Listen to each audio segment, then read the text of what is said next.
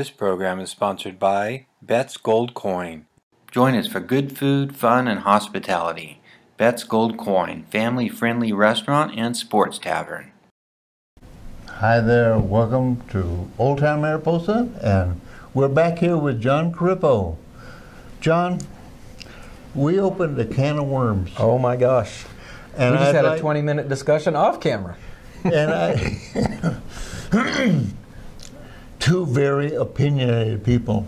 But the issue of making this transition from industrial age education to information age transition, it's not just the age, it's the students' knowledge, it's how we transmit that, teach that information, it's how we, it's the jobs that these kids are looking for. It's the opportunities, right?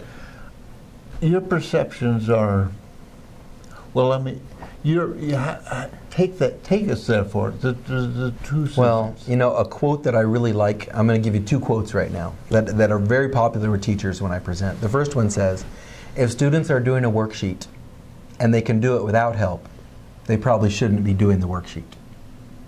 Okay. And it says, if students can't do the worksheet without a teacher, they probably shouldn't be doing the worksheet. So when you think of the big picture, worksheets are not the answer for a future-ready force. But the quote that they really like, I want you to imagine an airline pilot, and it goes like this. You don't want to get on an airliner where the pilot learned how to fly with just worksheets. Okay, because planes change, people change, they need to be flexible. Is it dynamic? It's a dynamic. You can't just come in and say, I knew how to fly a plane in 1958 and I'm going to just get on a modern airliner. Now that doesn't mean you can't fly, and it's important to honor the stick and rudder part. But if you don't know how to use the GIS system, your fuel's not going to be as efficient. If you don't know about the terrain following radar, it may not warn you about a storm coming up. So there are these subtleties that maximize performance. We did a lot of talking before the show started. And you brought up an example of modern education versus the industrial age style of teaching. And mathematics was... Oh, yeah. So I've really been messing with people. I thought I was going to get in big trouble on this one. So basically what I propose to some of my friends is that we stop teaching math as a subject, which makes people go, okay, maybe this guy's gone off the edge. But I want you to back up and think about it this way. 13 years of learning algorithms. At the end of high school, what have you got from that? You've got algorithms, which is cool, right? I mean, it's good to be able to add and subtract, multiply, divide. But I've seen dozens and dozens of math classrooms where on the wall it says, here's places you'll use algebra in real life. And my logic is that I have to explain kids why math is cool. In real life, I have already lost the war. So now that you've let that settle in a little bit, no more math as a class, think about it this way. We're still going to teach math. We're still going to teach arithmetic, but the class is programming. The class is spreadsheets. The class is database design. The class could even be HTML layout for web pages. If you do 13 years of that and you graduate, what do you actually have now? You've got useful skills. You have real world connections. Yeah. If you can run a database, a spreadsheet, and do all those things, how long does it take you to learn to become a bookkeeper or a webmaster? The transition is great because you've already got that base of essential skills, and algorithms are not an essential skill anymore in the way that we overemphasize them. The connection I make with what you're saying is, I really struggled with math. I did too. It was a cultural thing with me. I got most of my math education that is stuck, and I've used through my life, out of a chemistry class. Right. 2 years of chemistry, I learned more math. And I'll bet it's because you were doing things. I was doing things. Right. Like for me, the example would be, I don't really care what n is, so I don't care to spend 15 minutes figuring out how to get to n. Yes. But my story is similar to yours. After years and years of being a kind of a C minus, B minus kind of math guy, I got a job doing estimating in construction. And then I had to open up FileMaker Pro, and I had to figure out how to estimate $1,000,000 jobs. All of a sudden, all the math started to kick in and make sense. And I've always thought to myself, what if we just started there? What if in 5th grade you could design a database for who likes this kind of pizza, or thick crust pizza or thin crust pizza, or crunchy peanut butter versus smooth? That would give kids actual skills to increase their imagination towards building things. Your organization, I want to come back to that. Q.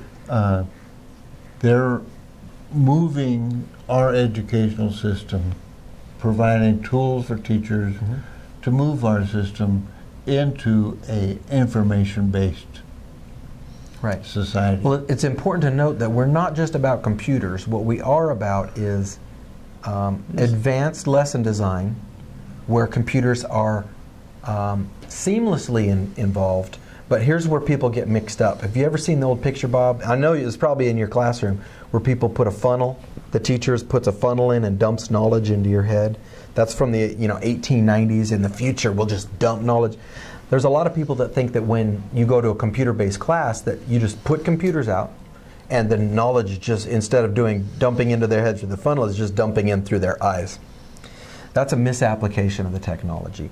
The computer is used to help kids think and do research and solve problems and present ideas. It's not just a digital Scantron where kids sit silently going B, A, B, C. That is a complete misapplication of technology. We have a lot to talk about, and we don't have enough time to talk about it. We never do. Maybe we need to do another show. One of the things that came up in our last intermission was the idea of the tools that we have, the book versus a computer. Yeah. Well, and for example, some people say we don't have enough money for computers. Textbooks cost about $225 per student. So do 7 classes. I can tell you that in my world, my professional world, the big rub, and I think this came, the transition to a new media, the new society. Publishing houses had an enormous power. Well, I can tell you in the U.S. we buy about $9 billion worth of textbooks every year. Okay, that's, that's just K-12. That's not including college. Where there's money, there's power. And what happens in my world is with that invested infrastructure, that publishing house dictated policy that was destructive, not progressive. In a classic textbook, what's going to happen is they're going to print one edition that serves as much of America as possible. But all the states are different, and all the kids are different, and all the teachers are different. So what you get is, and then the teacher thinks that getting through the whole book is the answer. And I've asked about 1,000 teachers this year. Has ever once a teacher gone up and said, "Thanks for getting through the whole book. It makes all the difference this year." See, getting through the whole book doesn't make a big difference. The way I heard this really well put by some math teacher friends of mine is, I'd rather have the kids understand 100% of 60% of the book instead of 60% of 100% of the book. And even in that sense, Bob, a lot of what you're going to see from a textbook is read this story, answer question. Read, answer. There's not many read, answer jobs nowadays. There's a lot of read, think jobs. Think. And that's a concept that, well, I wish we could explore it more. But maybe you'll come back someday and we could talk some more. I think I will. But what's happened with Toffler? You remember that guy? Yeah. You mentioned something about one textbook, across the nation, different stories, different realities. Toffler was about technology and the advancement of technology, and our information was taking place at such a pace that it was drowning us. But the positive side of this is that we are able to customize our information.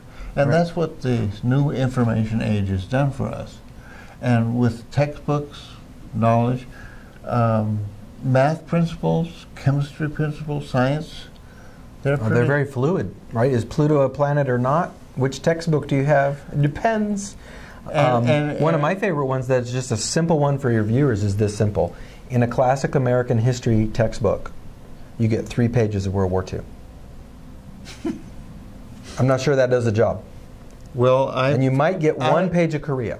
I have a fun job here. I ask students who have gotten out of 4th grade and are familiar with California history. Well, you want to have even competition. So I ask them questions about the role that John C. Fremont played in California history. And it's not in the textbook. None of it. So they live here. No idea. No idea. And that's the problem with being overly dependent on textbooks. If anybody in your audience is a really person that likes to get into research and looking at the deep things, I would suggest looking at Michael Fullen's work. Michael Fullen is a very famous researcher, and I was lucky enough to be in the room with him about 1.5 years ago, and he said, the problem with education right now is that our teachers are overly dependent on corporately designed lesson plans. Which means basically, if you think like a food truck, right? Food trucks are a great analogy. At McDonald's, you're not going to be a chef. You make what they say, how they say. You don't come to your boss and go, hey, look, I put a 3rd patty into the Big Mac. What do you think? That gets you fired, right? But at a food truck, you can invent things like carne asada fries or pulled pork nachos. And you own that environment. And there's a certain pride and esprit de corps of owning your environment. When a classroom is based too much on worksheets and workbooks, now the teacher becomes really a curriculum delivery device instead of an educator. I know this is going to drag us out a couple of minutes. Okay. But I feel like I need to bring this up. I want to. The work world, we talked about the world I work in and the world we're training our students to work in. They're not the same. Right. Well, one of the big things, if you look up what Google is looking for their top employees right now, is they've gone through famous colleges. That's not a tiebreaker anymore. They've gone through PhDs. That's not a tiebreaker. High GPA. The current thing Google is looking for in the tiebreaker question for their employees is, what is your passionate project? What do you make? And if you can't give them something, they see you as a cog in the wheel, and they don't need a cog in the wheel. It's not Google. Let me tell you something. Yeah, it's not just Google. I coached a young man into getting into a military academy. Mm-hmm. Guess what he had to do? It wasn't, he had to have the grades. Right. Okay? But it was what he did outside of the classroom that got him into it. That's what distinguishes you, is your passion and creativity outside of the work.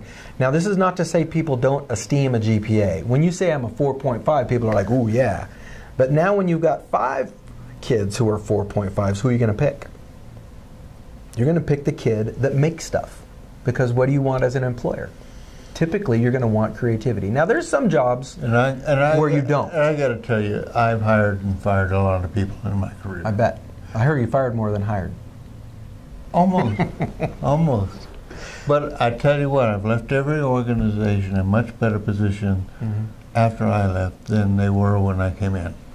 But I built an organization, and I built an organization based on people and what they could do. Right. And productivity.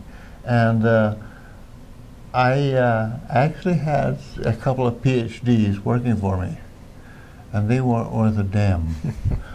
They couldn't do the job. Right. Was it because they wanted to be linear, and the job was not linear? Am I pretty close? I work with PhDs now, right. And they're a whole different class of people. And the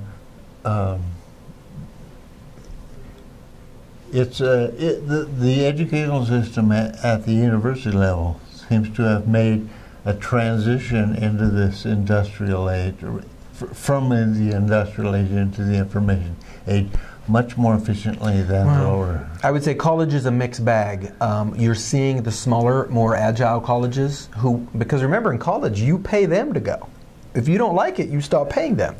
So certain colleges have been very aggressive about changing the way that that interaction looks.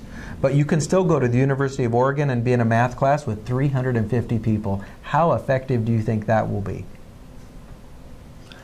And you're paying them $20,000 a year to do it. Maybe more. We probably could spend 2 or 3 days sitting in front of this. We should do a John and Bob marathon show. We'll do it like Labor Day, just a telethon. We'll just stay on. Telethon. Yeah.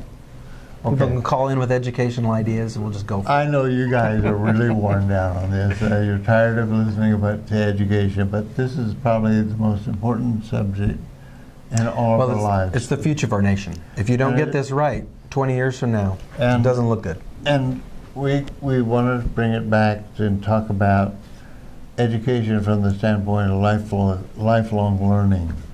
But I've got to go. Okay. And you've got to go. The clock says it's almost time for you to be at your next meeting. And I want to tell you thank you very much for being with us again. Hey, anytime. I love what you guys are doing here. It's super good. It's all because of you. No. Well, you're a big part of our inspiration. Well, cool. Thank you. And thank you for joining us.